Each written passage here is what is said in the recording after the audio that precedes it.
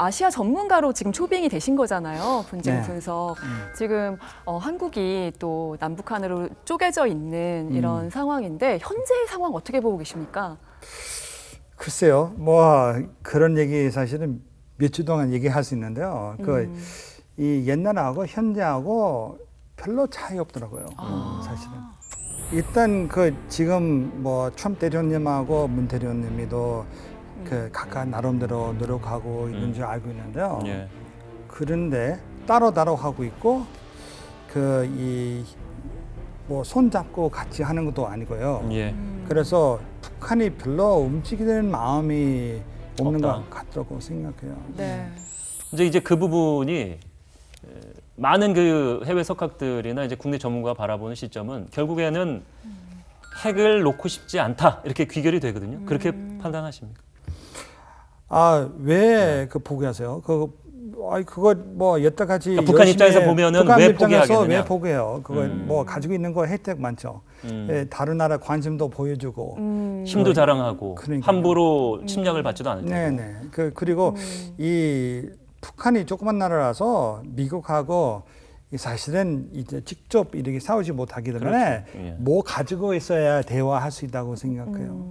히든 카드이자 절대적인 무기가 네. 핵이다. 참 그 부분이 굉장히 가슴이 아프고 답답한 상황인데 네. 여하튼 이제 트럼프 대통령이 집권을 하고 대화 모드에 이제 불을 지피고 정상회담을 하면서 굉장히 이제 핑크빛 전망들이 쏟아졌는데 지금 이제 경색이 됐고 결국에는 제일 안 좋은 상황 이제 올 11월에 이제 재선 레이스가 시작되기 때문에 좀 미묘한 부분입니다만 이제 트럼프 얘기를 조금 제가 여쭤볼 텐데 그 미국인들은 사실 심지어는 뭐 전직 대통령 오바마도 마찬가지고 연예인들도 그렇고 자기 제 정치적인 성향을 솔직히 얘기하고 지지자와 지지 정당을 얘기하지 않습니까? 네. 롤랜드 교수님은 트럼프에 대해서 어떻게 생각하시는지? 글쎄요. 트럼프 대통령님이 볼 때 네. 이 내국에서 우리나라 미국 내에서 그거 얼마 정도 잘하고 있는 편인데요. 네. 근데 외교로 조금 부족하고 무엇보다도 말하는 법이 안 좋아요. 네. 이렇게 정치가 아니었기 때문에 그냥 함부로 얘기 많이 하지 않아요. 네. 그것만 안 했으면 좋겠다고. 스피치에 문제가 있다. 네. 그 오바마와 가장 크게 대비되는 오바마 그 바로 비교죠. 반대로 스피치 잘하지만은 그거 다른 거 좀 부족하고. 그냥 가끔 보면 입을 좀 꼬매고 싶을 때도 있고 뭘 좀 틀어막고 싶을 때도 있고 그런데 좀 과격한 표현입니다만 예, 맞습니다. 정치적으로는 국내적으로는 미국 내에서 일단 많은 호응도 없고 사실 최근 들어서 지지율이 조금 떨어지긴 했습니다만은 재선에 대한 기대감이 작년까지만 해도 있었거든요. 네, 그렇죠. 근데 지금은 조금 어렵다는 의견이 많이 나와요. 재선에 대한 생각은 어떠십니까? 글쎄요, 처음에는 어렵다고 생각하는데 네. 힐러리 클린턴하고 이렇게 해가지고 마침내 이겼잖아요. 이번에도 아마 뽑을 가능성 좀 아직까지 높아요. 분위기상은 처음 대통령이 된 힐러리 클린턴과 붙었을 때도 사실 힐러리가 된다는 얘기가 있었으니까. 그렇죠. 절대로 이렇게 대통령 될 수 없다고 이렇게 됐는데. 뉴스 나오나 그래도 됐잖아요. 이번에도 뉴스 사실은 트럼프 편 아니에요. 정말 모든 뉴스 방송들이 약간 우파라서 이 트럼프에서 최대로 좋게 얘기 안 하고 그냥 뭐 꼭 바이든 그거 되겠다고. 그러니까 얘기하죠. 우리나라에서 그런 이제 정치 지형을 방송이나 표면적으로 드러나는 지지 말고 이제 숨어에 따라서 샤이 보수 이렇게 네. 표현을 하는데 이제 네. 그게 분명히 작용을 할 것이다 이렇게 보시는 건데. 네, 맞습니다. 그러면은 북한 문제와 연계해서 마지막 좀 질문을 드리면 어쨌든 통일의 분위기가 무르익고 뭔가 이제 트럼프와 김정은이가 주고받을 그런 시점에 지금 경색돼 있지 않습니까? 네. 재선을 트럼프가 했다라는 가정하에 그럼 이 평화 모드가 다시 출발될 가능성이 있다고 보십니까? 글쎄요, 예. 이 트럼프 4년도 하려면 네. 물론 8월 아마 이 김정은 의원님하고 같이 만날 가능성이 있긴 하는데, 네.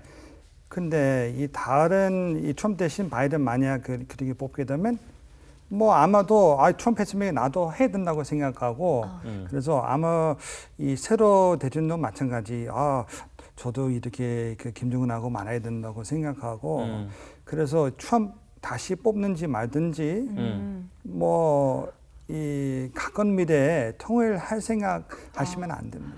근데 그 조 바이든이 만약 되면 이제 반대의 경우도 좀 생각을 해봐야 되니까 조 바이든이 이제 대통령이 되고 나서의 노선은 본인이 어떻게 정할지는 모르겠습니다만 일단 지금까지 국내에 알려진 바로는 조금 강경파고 북한에 대해서 선회할 가능성. 그러니까 평화 모드 말고 다시 압박 카드를 꺼내 들고 핵을 포기하게 만드는 협상 말고 힘으로 밀어붙일 가능성. 그럼 이제 한반도의 분위기는 굉장히 또 안 좋아질 수가 있기 때문에 네네. 그 가능성은 어떻게 보십니까?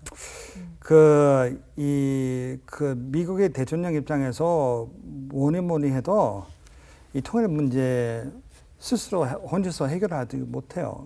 이 마찬가지 문재인 대통령이도 나름대로 노력하고 있긴 하지만은 어떻게 보면 미국 입장에서 한국 입장에서 마찬가지 계속해서 하향급에서 그걸 위에서 일리끼리 많아서 대화도 하고 이렇게 하는데 예.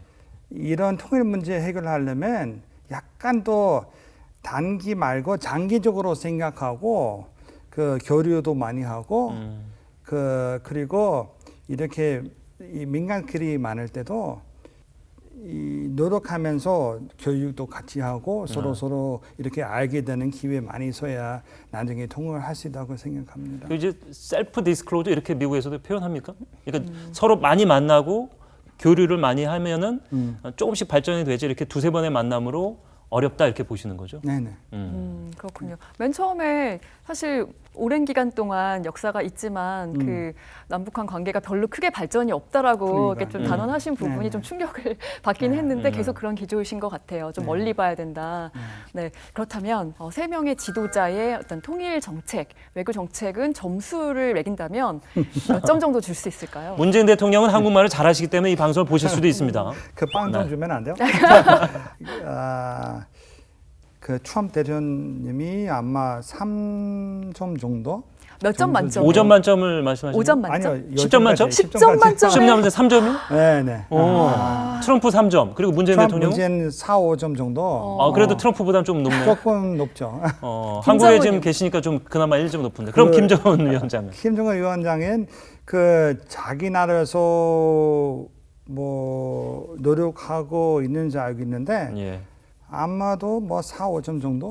그렇게. 네. 트럼프가 문제군요.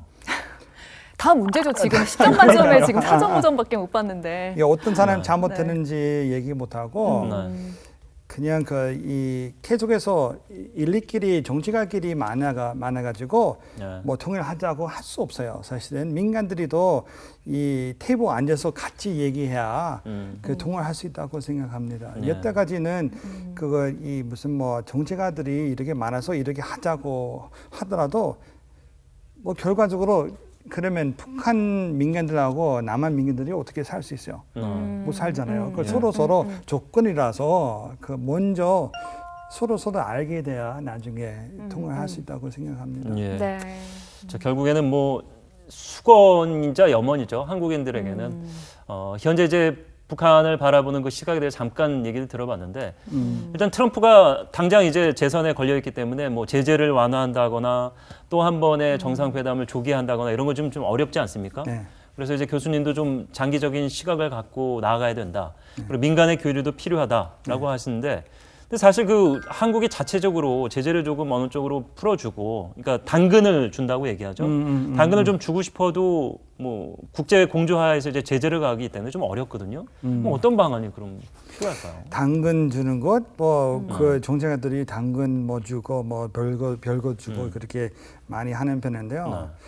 당근 뭐 말도 그렇고 사람 마찬가지 당근 먹고 나서 이거 맛있지만은 더 이상 원하잖아요. 그러니까 도움이 안 된다. 도움이 그 정도 되지 않은데요. 근데 저도 마찬가지 제재는 오래 하려면 효과가 떨어져요. 이 제재는 사실은 6.25 전쟁부터 여태까지 계속 해왔는데 뭐 그래도 뭐 북한이 원하는 게 뭐 미사일하고 핵무기 개발하는 것 기술 다 들어왔잖아요. 그러니까 제재가 그 정도 이렇게 도움이 되지 않은데요. 저도 좀 어떤 거 풀려주면 좋을 것 같다고 생각해요. 특별히 이 김정은하고 이 당 사람들이 네. 뭐 잘 먹고 살고 있어요. 근데 민간들이 어려우니까요. 어려워서 네, 국민들이 어려워, 차라리 시민들이. 민간들한테 지원도 해주고 네. 뭐 사실은 그거 학비도 주고 해외로 유학으로 나오라고 하면 좋아요. 그 정치적으로 그 나라가 변하면 우리가 다른 나라 저 바꾸라고 못하고 물론 전쟁 나가서 싸우면 바꿀 수 있는데 그 대신 그 북한 사람들이 자기 나라 변하게 이렇게 개발하기 원해야 나중에 개발하신다고 생각해요. 예. 그런 면에서 이제 뭐 어쨌든 그 남북 연락사무소 폭파의 빌미자 원인이자 뭐 이유를 되기도 했습니다만 이제 북한이 두려워하는 것 중에 하나가 실제로 대북 전단지를 그런 면에서 좀 두려워하는 걸 수도 있겠습니다. 네. 예. 자, 다음 이야기를 좀 넘어가 보도록 할 텐데 이 역시 좀 미묘한 부분이고 저희가 이제 뭐 한국 방송을 통해서 만나고 있습니다만 엄연히 저희는 이제 한국민이고 이제 미국인이시기 때문에 미국에 이제 협상 관련 얘기를 트럼프가 이제 방위 비를 자꾸 올려받으려고 무려 두 배까지는 아니더라도 0.5배, 그러니까 한 50%를 인상해 달라 이렇게 계속 주장하고 있어도 타결이 안 되고 있거든요. 트럼프 앞서 이제 대북 문제와 관련해서 3점 주셨는데 이 부분도 좀 문제 있지 않습니까? 어떻게 생각하시는지. 내일 그 학교 돌아가서 내 일자리 이제 자른 건 아닌가요? 아, 특히나 이제 해병대에서 20년 넘게 근무하셨으니까 군대와 관련된 문제를 좀 미묘합니다.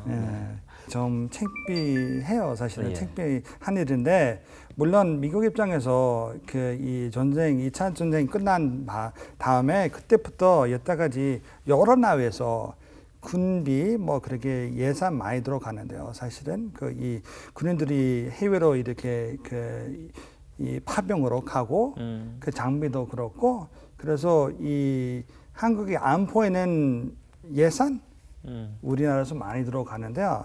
그거 불구하고 이렇게 변환간에 이렇게 이 변환간에 뭐 엄청 많이 이렇게 달라고 하는 것도 많지 않고 네.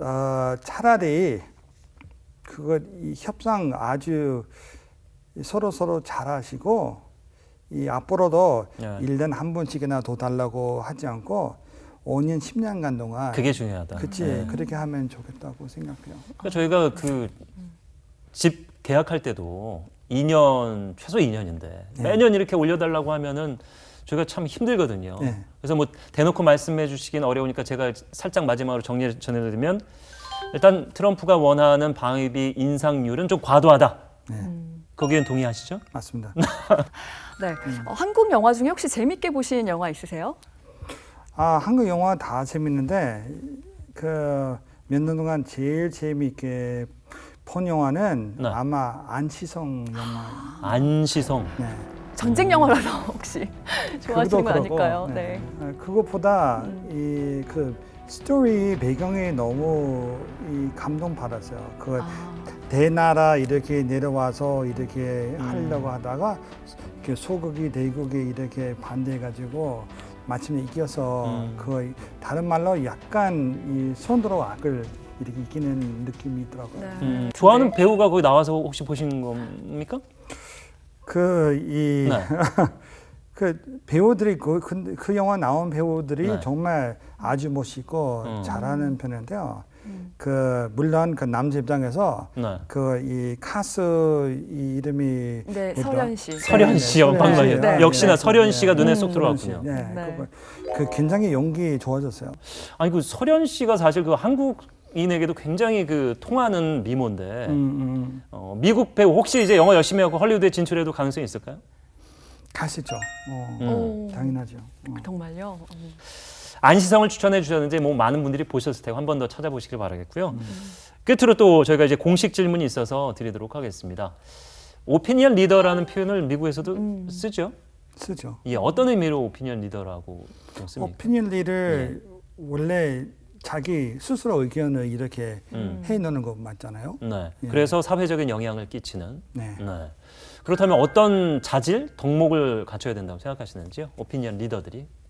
이 요즘엔 젊은 친구들이 역사도 잘 모르고 약간 이 물론 군인 얘기 뭐 군기가 없다고 얘기할 수 있는데 그것보다도 조금 너무 오래 잘 살아서 그 자기가 엄마 아버지 할머니 할아버지 얼마나 희생했는지 잘 모른다. 모르잖아요. 그래서 이 학교도 그렇고 집에서 그렇고 애들한테 정말 역사하고 그 옛날에 얼마나 희생했는지 잘 가르치면 좋겠다고 생각합니다. 뭐 정치가들한테 이 로마 하루에 지지 않았죠. 그런 얘기잖아요. 그래서 마찬가지 통일하려면 서로 손잡고 미국하고 손잡고 다 같이 단기적으로 좀 장기적으로 노력도 하고 그리고 무엇보다도 그 한미 동맹은 그 이 무슨 뭐 그 트럼프 이거 돈 달라고 그런 것보다도 이 옛날부터 시작하기 때문에 중요하다고 생각하고 저희가 뭐 한국 조지 메이슨 대학에 대한 얘기도 앞서서 했고 장점으로 이제 저렴한 비용으로 해외에 나가지 않고 부모가 믿을 수 있게 영어를 가르치는 학교로서도 역량이 있고 로랜드 교수님의 상담도 공짜로 받을 수 있다 제가 이렇게 농담처럼 얘기했는데 이 방송 뭐 이제 지역민들도 보고 시청자들 보고 학생들도 볼 겁니다. 오랜 시간 함께 해주셨는데 끝으로 인사를 좀 부탁드릴게요. 그래요. 예, 이 학부모들이 요즘에는 많이 고민하시죠. 이 코로나 바이러스 때문에 자기 귀한 애들 해외로 보내고 싶어도 못 보내고 어떻게 어떤 학교 다니는지 고민하시는지 알고 있는데요. 그래도 이렇게 해외에 나와 있는 미국 대학교 우리 분쟁 분석하고 해결학 프로그램 마찬가지 이 조이한테 애를 맡기면 최선 다 해드리고 좋은 멘토십 많이 해드리고 앞으로도 이 다음 세기 리더 뭐든 다 만들기 노력하겠습니다. 예. 네.